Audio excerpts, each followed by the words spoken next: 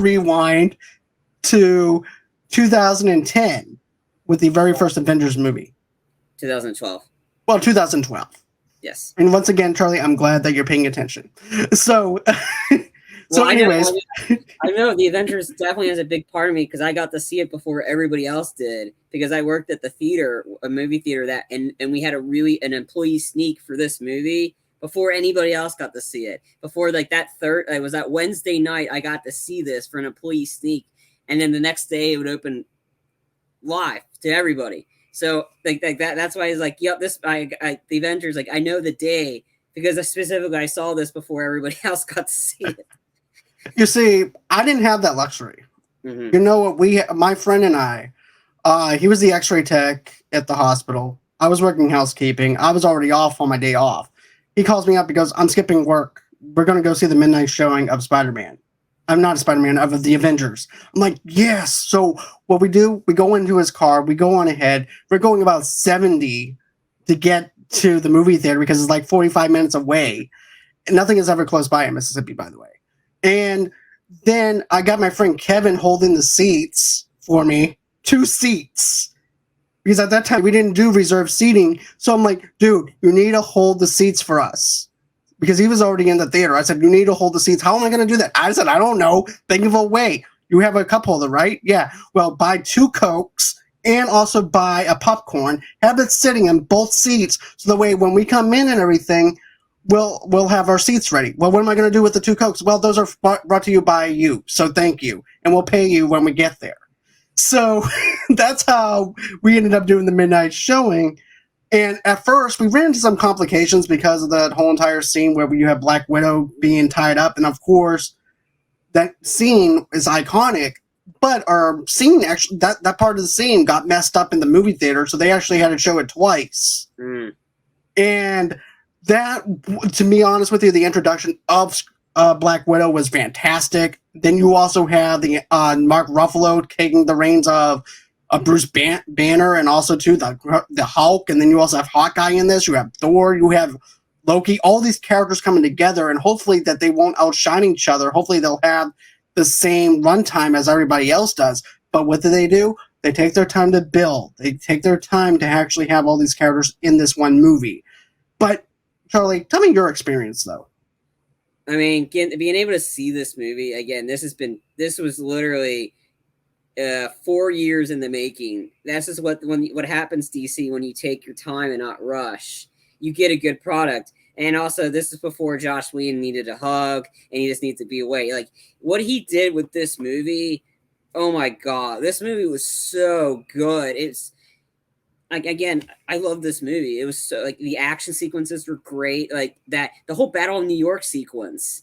That whole battle, and I think I said this in our Eternal review, that whole sequence alone is longer than any battle sequence in the Eternals. Any of the fight scenes in the Eternals, New York would be like, hold my beer. Like, if you want a true action superhero movie, that scene alone sells you on the Avengers. And that's the team up of how good a team that they were. Like, seeing the Hulk, that was incredible. But just the amount of pop culture references and jokes that are coming right at it. Like, nice Point Break, calling him Point Break.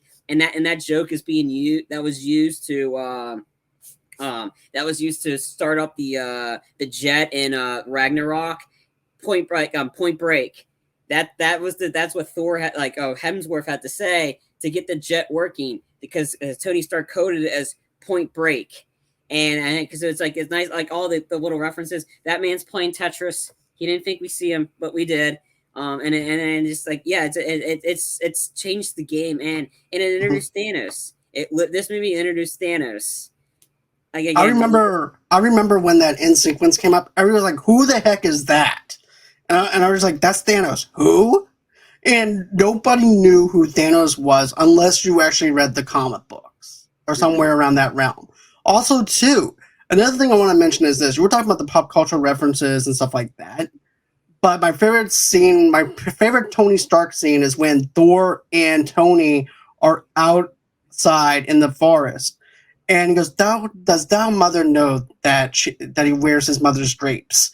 I busted out laughing. And then, like you said, the scene where you have the New York scene, that action sequence, you have that sense of danger for these characters too, because you're not sure if these characters are going to survive, even though this is the first time that we see them together. But you're wondering what's the outcome of this? What's going to happen after the destruction? And we wind up seeing that they wind up going to getting a Sherma at the very end. Yeah. And so, but it was like right. To be honest with you, it was actually one of those movies where you're like on the edge of your seat the whole entire time, and you're in for the ride. And also, too, the other part I liked was when Thor and Hulk are fighting each other. That's right out of the comic book pages, and I got to see that. I was fanboying over that. And then you see the Hulk punch Thor. I laughed my butt off at that scene. And then also too, also like there's just so much stuff in this movie that is very enjoyable. But the other standout scene that I really liked was when, of course, we wind up seeing Tom Hiddleston come out, and he wants to be worshipped. He wants to be accepted. And that was his biggest thing, was being accepted. And that was something that I really liked with this movie, is the fact that you have the Loki beef with Thor and Elite, and everything has a setup. Everything has a setup within the first Thor movie, and also too with, of course, the introduction to Iron Man, which actually kicked everything off into the MCU. Mm-hmm.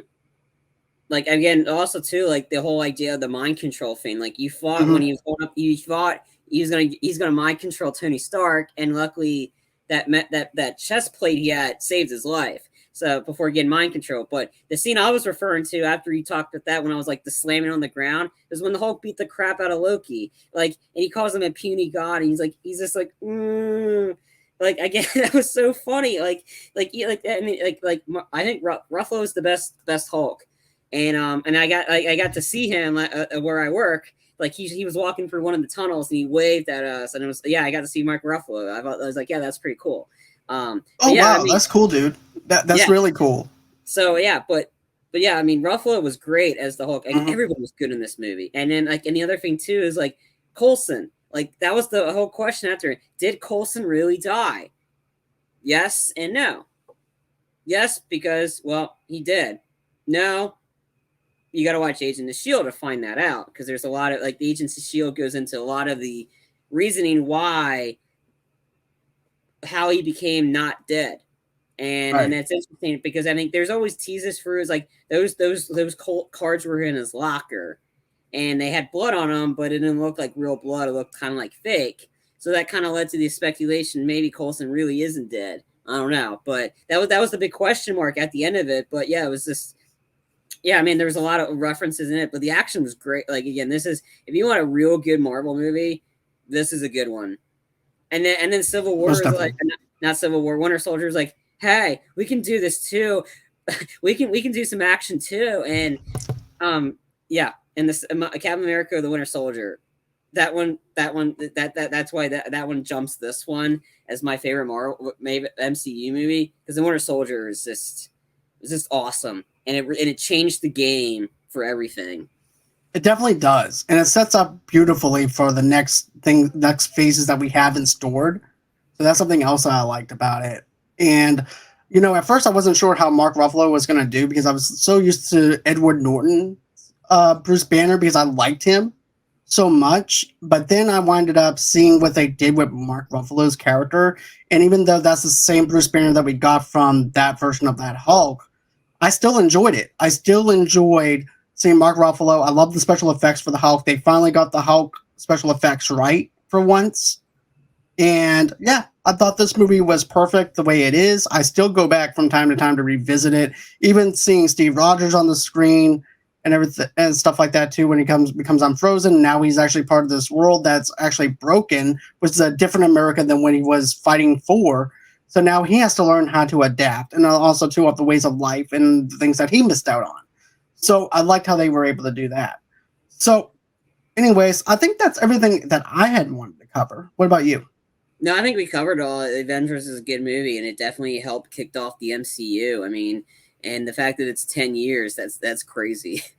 Definitely is, man. Definitely is, but it's a very enjoyable film. I recommend it for anybody that's a comic book fan or trying to get into this MCU stuff as well. So anyways, guys, that's going to do it for our show. I hope that you guys enjoyed this episode of Rewind. And don't forget to hit that like button, subscribe button, and that little notification on the bottom right-hand corner. And always until next time, guys, bye-bye.